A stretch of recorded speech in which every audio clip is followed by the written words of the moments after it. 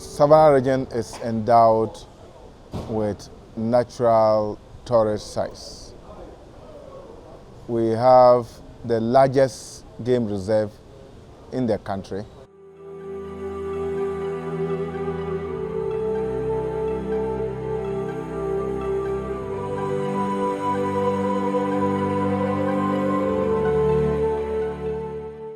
We have varied tree species.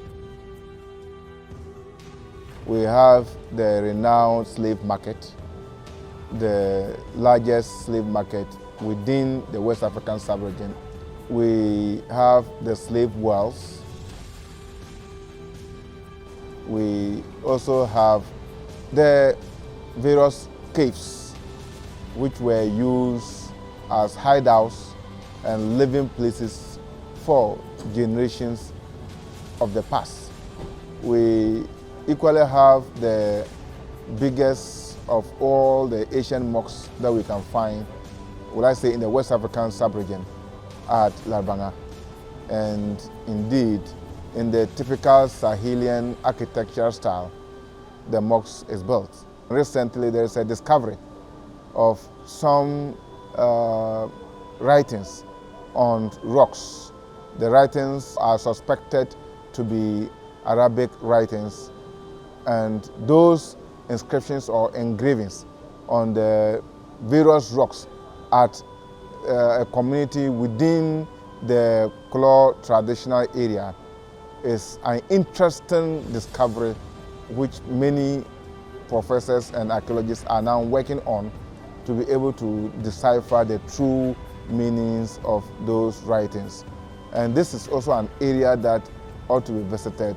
And when the revelations come and the interpretations are given, it will give us further in-depth as to the people who once lived in that area and what exactly they've etched onto the rocks. We have the old Bupe as the last burial point or the last point of Ndorajapa, and his mortal remains are interred at the cemetery of Ndorajapa at Old Bupe. And of course, we are aware that Old Bupe is an ancient town as well. And there have been several other archaeological diggings which are ongoing there, and interesting revelations are coming up. And interestingly, we also have a royal mausoleum of all the Gonja kings at Mankuma. They are buried there, and you can identify some of the graves and the traditional areas that they rose through to become kings of Gonjaland.